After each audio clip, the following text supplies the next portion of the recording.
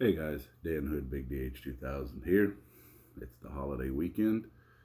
Um, you can tell we've been we've been doing all kinds of fun things. Um, One of them was finishing this off. Let me step back long enough so you can see it. Um, it's basically Starship. Okay, this is the final product. You'll see another couple of videos before this that I took progress shots while I was talking to a few close friends. And first off, kudos to Nathan Masters because he kind of came up with this kind of shape and design for a Starship. Um, I did the forks a little differently than he did, and also kudos to Lewis because I saw him make one of these, and it reminded me about 4 or 5 years ago. I drew up something like this in CAD, and once I got it drawn up, I just thought this is way too much of an animal to tackle. I'm not interested, and the sheer volume of material it would take just, I don't know what you want to call it, just put me off it. And I thought, okay, I'm not going to do anything. But I had some black phenolic laying around, 7/8 inch, or is it 15/16? I can't remember. But it's really thick. It's just shy of an inch thick, laying around, a big sheet of it. And I kind of stopped making small slingshots out of it because people weren't necessarily interested in single piece slingshots for custom, with little or no color on them. They wanted more. They wanted more layering and everything. So I thought, well, let me revisit that idea. So basically, if you can see this down the middle, all the way up to here, and the handle is all one piece of phenolic cut out of it. Okay, it's cut out of one piece of phenolic. The two forks are put on, and then I had to double the thickness here, triple, basically put one layer of that phenolic on each side, then shape it all. Even though the glue is excellent and it's glued for almost 3.5 inches, I put the pins in. Those are brass pins. More, you know me, I'm a belt and suspenders kind of guy. Just want to be extra safe. Probably weren't needed, but they sure look cool now that they're there and it's finished. Um, Polished it up. Now, the one thing you'll notice, that's another reason I didn't necessarily keep using this phenolic.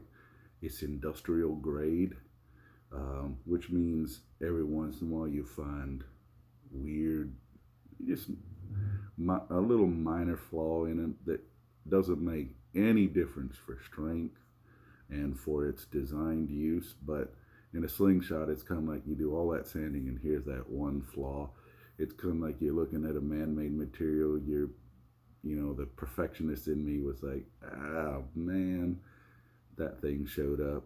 But when you really think about it, it's kind of, even though it's man-made, it's not going to be perfect. It's going to have the occasional blemish in it here and there, and that's what makes it so unique, even for slingshots. But so there's a few flaws here and there. It's also canvas, so when you sand it, you'll sometimes sand, even though it's sanded smooth and polished just the same as everywhere else, someplace the canvas is a little closer to the surface and shows up in a whitish, because it's white, you can see right here.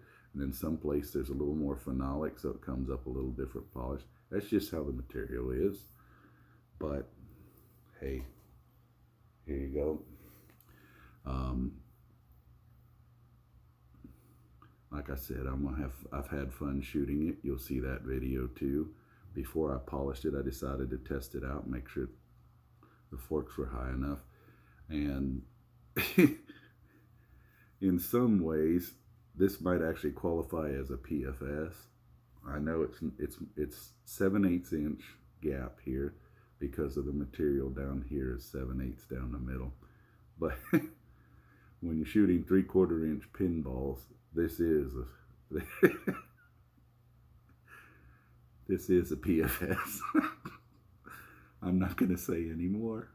I do not have video evidence of what I shot through this. I only shot 12 millimeter on camera. That's all I'm going to say. Okay? It's definitely strong enough. I put some serious bands on it. But the beauty of this thing is when you put heavy bands on it, it flexes a little. It's kind of cool to watch. It's never going to break. It's way too strong. I've put it in a vise, gripped these in a vise and pulled on it. And let me tell you, there's no way you can pull on this bands on this thing at the strength I pulled on it. I'm not going to say what it was because I don't want anybody trying it or anything like that, because I did it in a safe manner because I know what I'm doing. But anyway, it's a lot of work. Will I sell it? Who knows? If somebody talks the right number to me, I might consider it.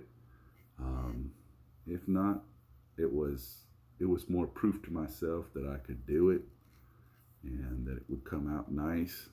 And it's with a super tough material. It's almost entirely black. My kids love that show, not show, but movie series, How to Train Your Dragon. And you'll know that the main character dragon in there is a jet black dragon. And the only thing he has is blue eyes. Well, I couldn't get the blue eyes in here because, how should I say this? The material that was blue I didn't deem strong enough, and I didn't want to. I do have some blue rods, but they're not metal. So I put the brass in because I like the brass.